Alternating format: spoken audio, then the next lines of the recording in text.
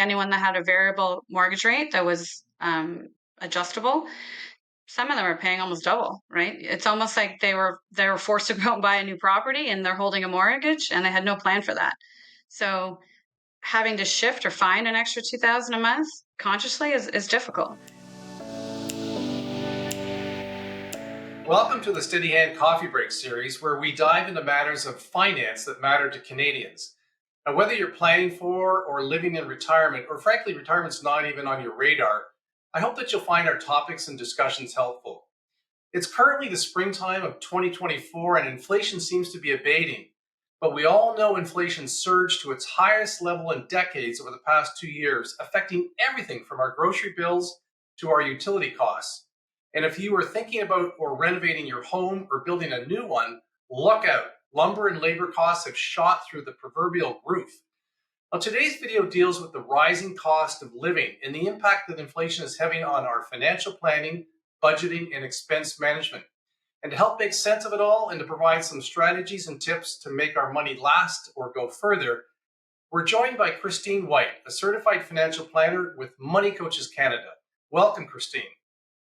Hello, David. Thank you for having me. It's really a pleasure to be here, and I'm honored to be part of the conversation for something pretty critical these days. Fabulous. Well, let's get started. Let's just have a quick discussion on inflation in general. Like, what does it do to our wallets? And then maybe we can talk a little bit about why the government and central banks try to manage inflation to a level around 2% a year. So inflation is really a measure of how quickly prices are increasing over time. So essentially, it's sort of a gradual loss of our purchasing power. So it's measured by something called the CPI, which is a consumer price index. And how that's calculated is they essentially take a fictitious basket of items that are considered consumer needs. So it covers transportation, food, healthcare items. They measure what those 700 items cost at a certain point of time. Then they'll look, a month or a year later, and what do those same items cost? So that measures the increase. Governments try to keep the target at 2% because they found, it bounces between 1 and 3 probably over time, but they found that target of 2% is where the supply and demand overall for the economy stays balanced. And that's what we want, is a steady economy that will have that balanced. If inflation goes too low, sometimes banks will lower the lending rate to encourage economies, companies to borrow more money, to invest, to keep things going. If inflation gets too high, which is what we've seen, right? In October 2022, it peaked. Things are too expensive. And really, we need to start slowing the spending. So they make the borrowing more expensive just to sort of settle back down the supply and demand of the overall economy. And we need a little bit of inflation, 2% or so, in order to stimulate some degree of demand. Because if we thought there was no inflation, there would be no stimulus to have us buy something today. We maybe just keep putting it off and putting it off. And we need our economies to continually be alive. Right. Now, there's this concept also called shrinkflation that's kind of rising up in the media these days. What's that all about? Yeah, so that's a term that is, we commonly saw it in the food and beverage industry first. Or it's also called package downsizing. So when companies are feeling a little squeezed, so if the raw materials prices go higher, but they don't necessarily want to blatantly pass that on to the customer, they might sneakily sort of make their package smaller, but charge the same price for it.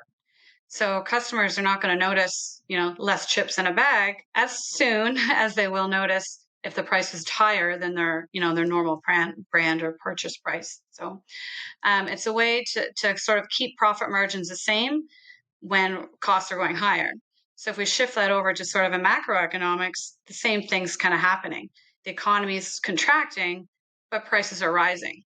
So per unit price, things aren't cheaper, but we're not feeling it directly.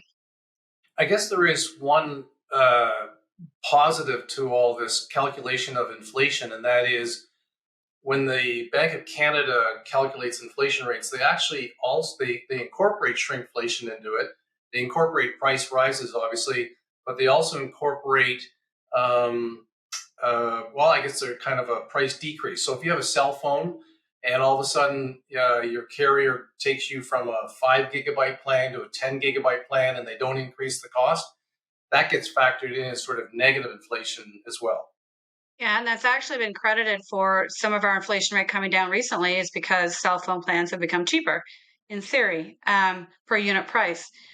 If we're talking, taking this back to our wallets again, often what happens is we can go and get a new cell phone plan, and yeah, we can get 10 gigs instead of five, but our 5 gig plan is not no longer available. So we're actually paying the same amount, getting more gigs that we maybe didn't even use in the first place. But per unit price, when it gets measured in terms of inflation, is much lower. So again, not helping our wallets, but definitely helping the statistics and the numbers. Now, Christine, we're going to talk about inflation today, but before we do, what are one or two things that you can think of, if you can think of anything, that actually hasn't been subjected to this ravage of inflation the last several years? Pretty tough, David. I would say bananas are probably the only thing that hasn't raised in price. They've been haven't been higher than 80 cents a pound since 2004, if you can believe it. Interesting. So get more bananas into your diet. Yep, high in potassium and good for the budget. Now, Christine, I've been following the advice only financial planner community, of which you're one as a money coach. And what I've witnessed is a dramatic increase in the demand for your services. How are you attributing any of this to the inflationary pressures that Canadians are under? I think it's a combination of a few things. So I definitely feel that Canadians are feeling a squeeze. They're feeling more financial tension. Their salaries are just not providing the same lifestyle that it used to, right? Lifestyle costs are rising faster than incomes are. I also think there's a general, and I don't know, this is, I guess, my own thought, but when people start to live in a place of scarcity, they will start to be a little more hyper vigilant or a little sort of more questionable. I do think there's more awareness around, they want financial help. They don't necessarily want a mutual fund or they don't necessarily want more life insurance. So they're becoming more aware of just want someone advice to do some planning for them, not necessarily sell them anything. So I think getting or having more access to that unbiased attention and advice, and not just for an investment for retirement, but how do we answer all of our current financial questions? How do I save for education? How do I keep my kids in dance lessons? How do I do it? How does everyone else do it? They just want a support and a plan for that. So I think that's why they're more reaching for planners in general, and then also, you know, not selling a product is also, just becoming more aware.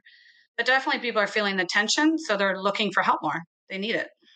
Well, certainly with inflation raging in the last several years, people have to be more concerned about financial planning and their financial futures and lifestyle concerns. And when you sit down with clients, what are the top inflationary complaints or stories that clients are telling you? Like, what are people freaked out most about? Probably definitely housing and food. So housing, obviously, anyone that had a variable mortgage rate that was adjustable, some of them are paying almost double, right? It's almost like they were forced to go and buy a new property and they're holding a mortgage and they had no plan for that. So having to shift or find an extra 2,000 a month consciously is difficult.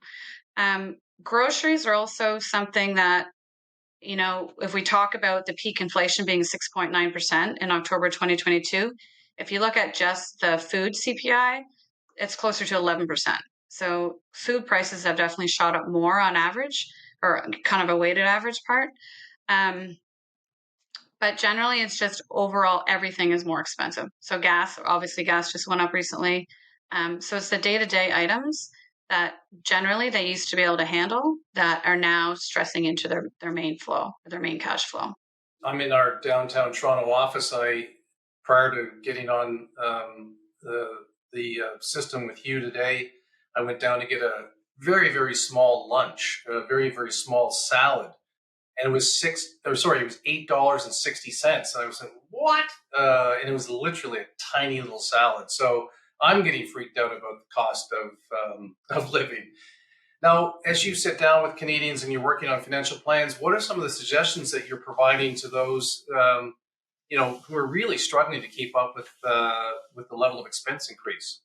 It's really about rolling up your sleeves and digging in and doing some financial self care. We do so many things on autopilot that we don't even consciously think about.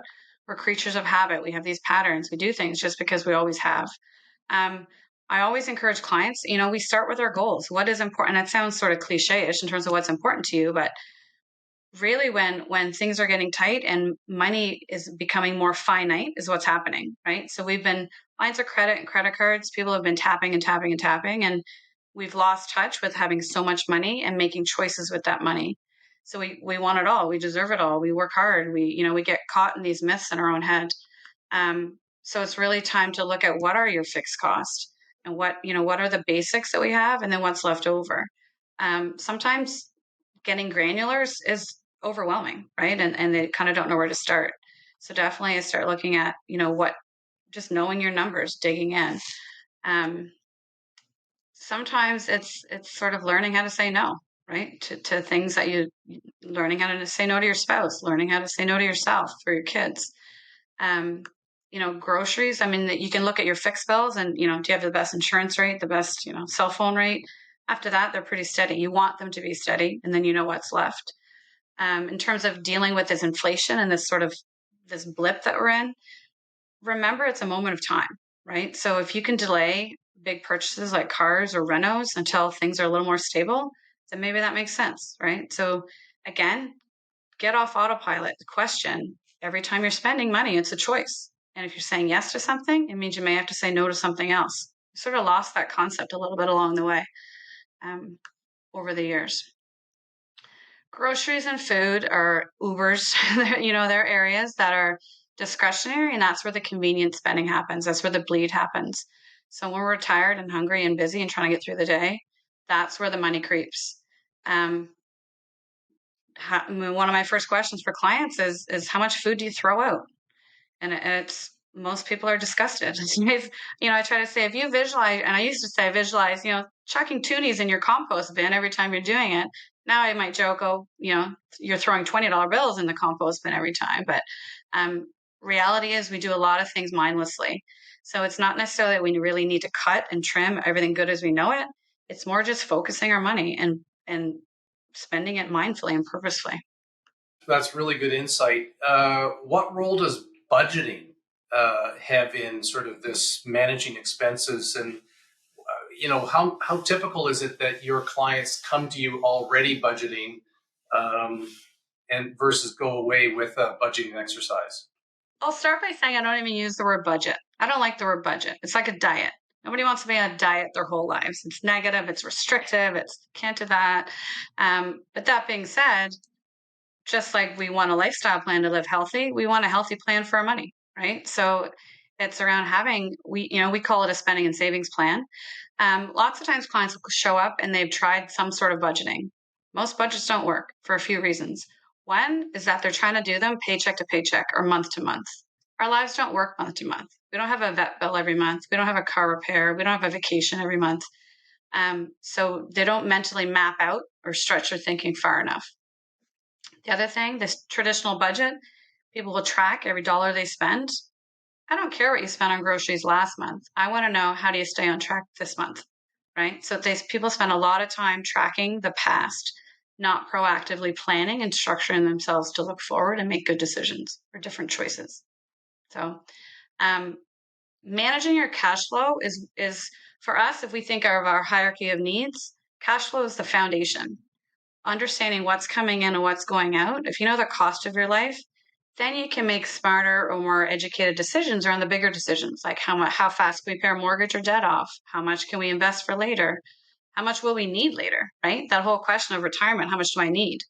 You need to tell me what your life costs and then what's going to be different in retirement, not just the 70% rule. That doesn't work for everybody. So budgeting and cash flow is a huge part of that. I understand your perspective on not spending too much time looking backwards, spend more time thinking proactively forwards.